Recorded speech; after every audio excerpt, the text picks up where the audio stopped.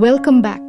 Today we are creating a beautiful textured Canadian smocking design, perfect for the bodice of a dress, an elegant sleeve, or even a decorative pillowcase. For this project, I'm using a light maroon polyester blend fabric with a subtle built-in diamond texture.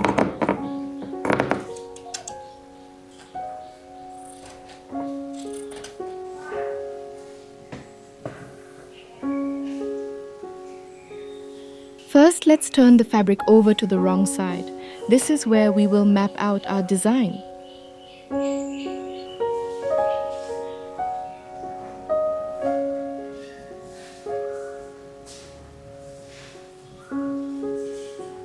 Using a heat erasable pen, I'm measuring and placing dots at 2 cm intervals along all 4 sides. Once the dots are ready, we gently connect them to draw our grid lines.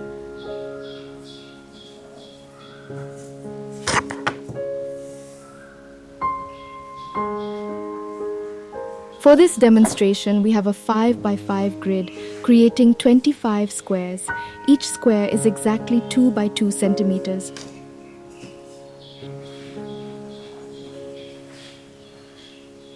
A quick tip for your own projects, you can easily experiment with the scale.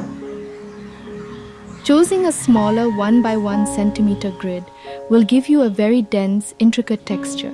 Moving up to a 3 by 3 centimeter grid creates larger, softer folds. These marks will tell us exactly where to pull the fabric together. Take a deep breath and let's prepare our needle.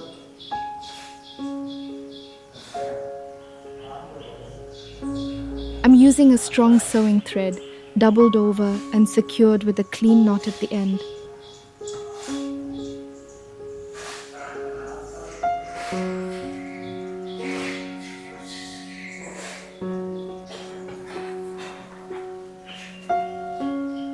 Starting at the first marked box, pass your needle through the first corner, catching just a few threads of the fabric. Move gently to the second, third, and fourth corners, making a tiny stitch at each point.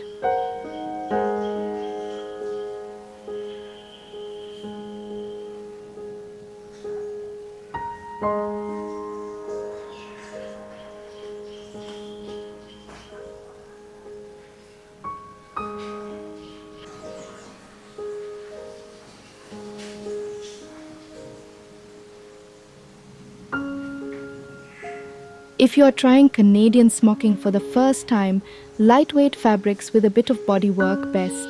You can use a classic cotton lawn, a soft linen gingham, which has a natural grid to help you, or even a delicate silk satin for a more luxurious drape.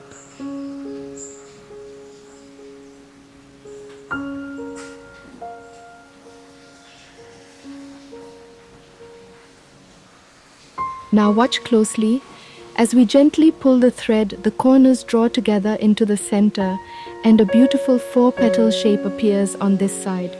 Secure it tightly with a knot right in the middle.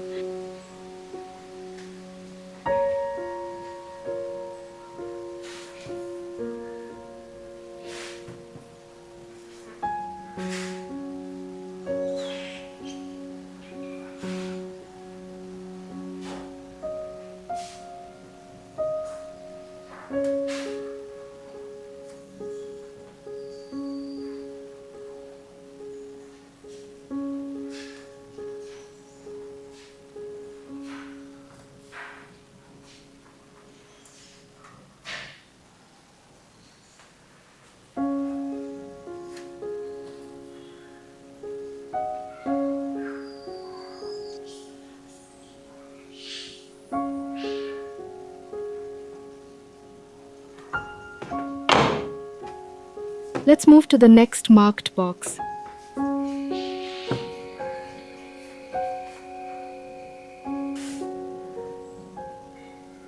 First corner, second, third, and fourth, pulling it close.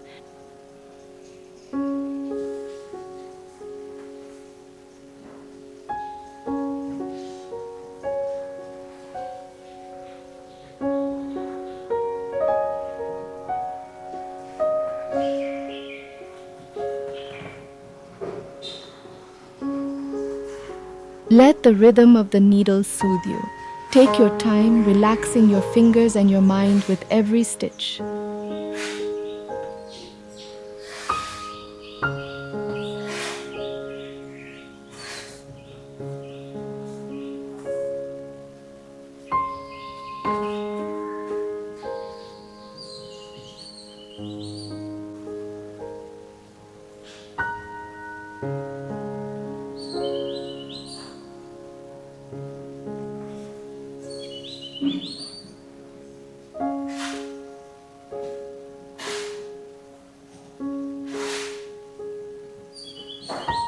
If you are a beginner or if you want a crisp, structured pattern, look for lightweight fabrics with a tight weave. Cotton lawn or a soft linen are wonderful choices. They fold sharply and hold their shape beautifully on a dress bodice. If you want an effortless guide, gingham is perfect because the woven squares act as a natural grid for your needle.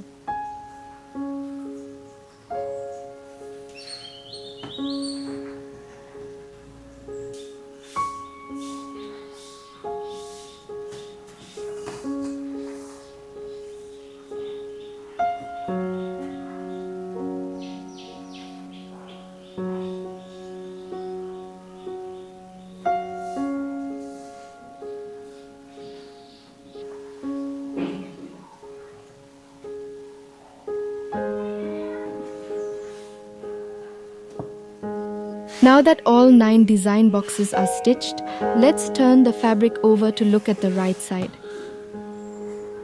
You can see the stunning architectural texture starting to form.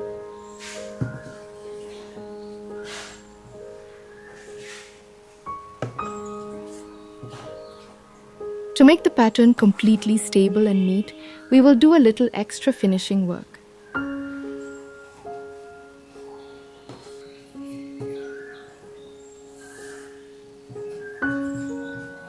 Flip it back to the wrong side one last time and gently anchor the loose popped folds of fabric together, securing them in clusters of 4.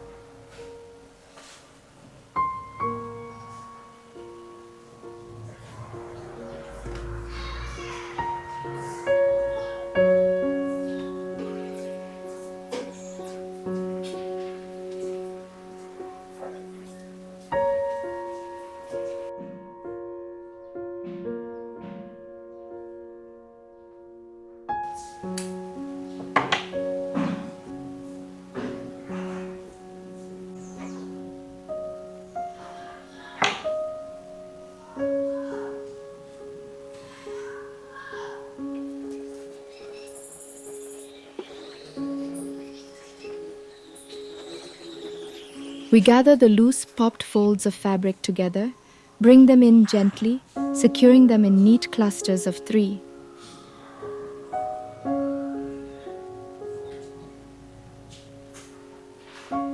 Finally, let's organize the beautiful ruffles that form naturally around the smocked area.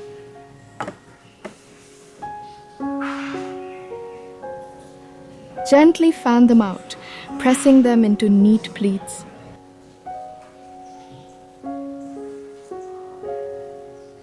Take your time here. Organize the ruffles exactly how you want the final look to be.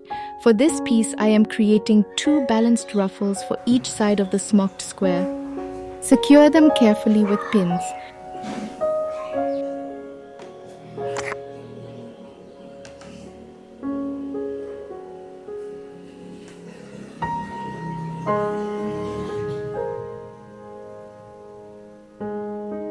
To finish, run a basting stitch around the edge to hold those lovely ruffles permanently in place.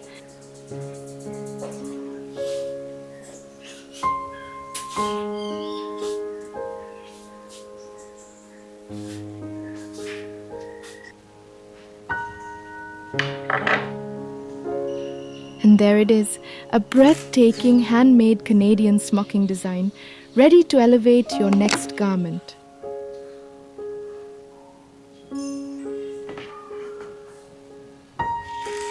Thank you for stitching with me today. Breathe, relax, and enjoy the process.